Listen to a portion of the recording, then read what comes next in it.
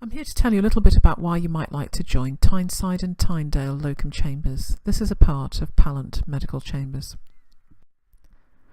Pallant Medical Chambers is a well-established network of locum GP chambers, and we're delighted to be joining them in Tyneside and Tynedale with the newly formed chambers. If you're currently entering the locum market, you might need to consider what's the best way to do this. And the things that may be important in comparing the options are how much autonomy you get, education and appraisal support, peer and admin support, and also how to limit your risk both professionally and financially. And the ways to work as a locum include working freelance, through an agency, through chambers or a web platform. So what's the difference between the three types of intermediaries? Well, agencies tend to charge the practice the fee, and the practice is the primary customer, whereas chambers is primarily serving the locum, and so it charges its fee to the locum. It's important to remember, however, that when you work through a chambers, that you set your own locum fee, so you can offset any fee that you pay the chambers, and that you pay 0% commission on any practices you introduce to Pallant for the first 12 months. And you also pay 5% plus VAT commission on any other work you get in the first 9 months of the life of the chambers. Web platforms can charge either the practice or the locum, and they vary in this regard. It's important to understand the trade-offs of the decisions you make. So working as a freelance locum may offer the highest level of autonomy and control, but it's combined with the lowest level of support and financial security, and can mean significant exposure to your professional reputation in the event of a complaint or a GMC complaint. So the salary GP is very much working at one end of this spectrum, with the freelance GP at the other. A chambers locum is somewhere nearer the middle.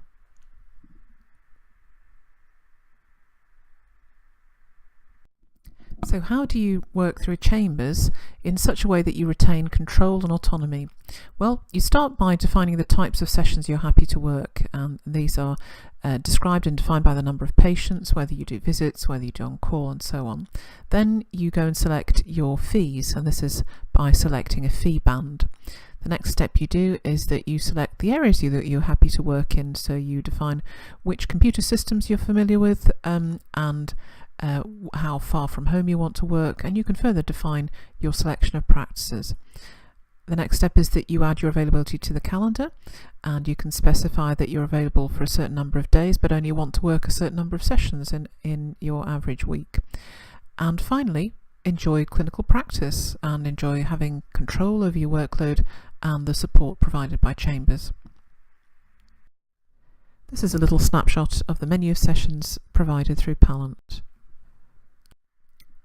One of the many helpful things about working in a chambers is that there is a very clear menu of session types defined by the workload that each one includes, and each doctor can essentially define which kinds of sessions they're happy to work.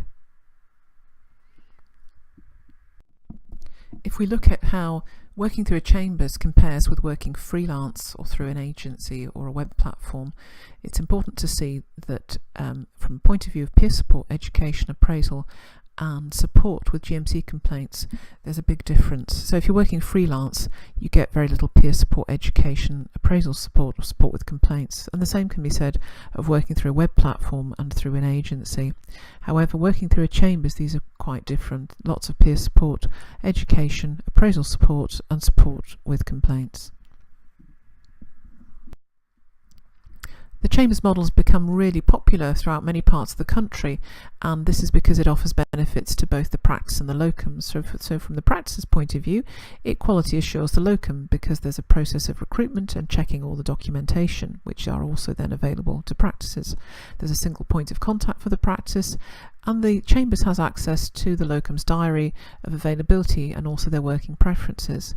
It may be able to substitute a locum when they're ill, and there are very clear terms of engagement, so this avoids misunderstandings.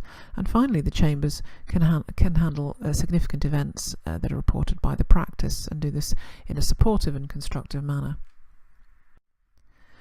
From the locum's point of view, the benefits of joining a chambers include help with filling their diary with bookings and sorting out the invoicing, very clear terms and conditions and fees to avoid misunderstanding, help with sorting out pension forms, education and peer support, help with appraisal, audit and significant events, an advocacy role when things go wrong, clear induction and logins provided by practices is expected by the chambers, and help chasing payments and cancellation fees, and also actively marketing the locums availability throughout the area where they wish to work. It may also be possible to obtain reduced indemnity subscriptions. So how do you join the chambers? Well, the first step is to fill in an online application form and to sign up to the terms and conditions, providing all your certificates. You'll then be invited for an informal interview with the clinical director of Pallant and an induction to the system if you're successful. And finally, you set up your profile, selecting the sessions you'd like to work and filling in your diary of availability and selecting your fees.